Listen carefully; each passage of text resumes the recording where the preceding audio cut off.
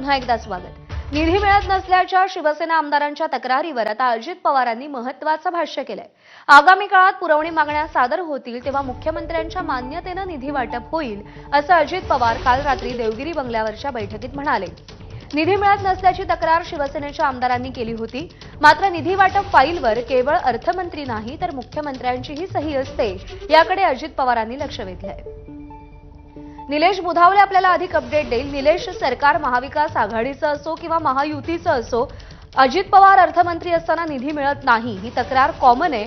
आता या तक्रारीवरून मुख्यमंत्र्यांच्या कोर्टात चेंडू टोलवण्याचं काम अजित पवार करतायत असं म्हणायचं का? खरं तर ज्यावेळेस एकनाथ शिंदेची शिवसेना महाविकास आघाडीतून एकनाथ शिंदेंनी वेगळा निर्णय घेतला त्यावेळची कारणं दिली होती। त्याच्यामध्ये अजित पवार निधी देत नाहीत अशा पद्धतीचा एक आक्षेप त्यामध्ये पाहायला मिळाला होता। नंतरच्या काळात महायुतीमध्ये अजित पवार सहभागी झाले आणि त्यानंतर देखील शिंदेंच्या आमदारांच्या वतीनं स्पष्टपणे सांगण्यात येत होतं की निधीच्या बाबतीत अजित पवार आम्हाला कुठेतरी निधी देत नाहीयेत, त्यांच्या संदर्भात तक्रारी होत्या। नुकतीच एकनाथ शिंदेंच्या उपस्थितीमध्ये एकनाथ शिंदेंच्या आमदारांची बैठक पार पडली आणि या बैठकीमध्ये पुन्हा हाच कित्ता गिरवण्यात आल्याचं आपल्याला पाहायला मिळालं आणि आता या सातत्यानं होणाऱ्या तक्रारी संदर्भात अजित पवारांना देखील स्पष्टता दिल्याचं आपल्याला पाहायला मिळतंय।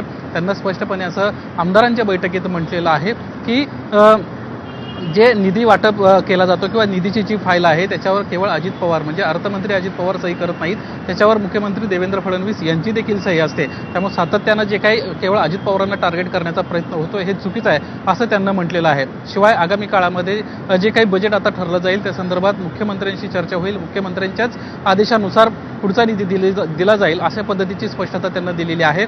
मंगळवारी अजित पवारांच्या आमदारांची देवगिरी निवासस्थानी प्रत्येक आठवड्याला बैठक होत असते आणि या बैठकीमध्येच अजित पवारांनी आमदारांसोबत मार्गदर्शन करताना हे स्पष्टता दिल्याचं आपल्याला पाहायला मिळतंय। ठीक, निलेश, धन्यवाद दिलेल्या सगळ्या सविस्तर माहितीसाठी।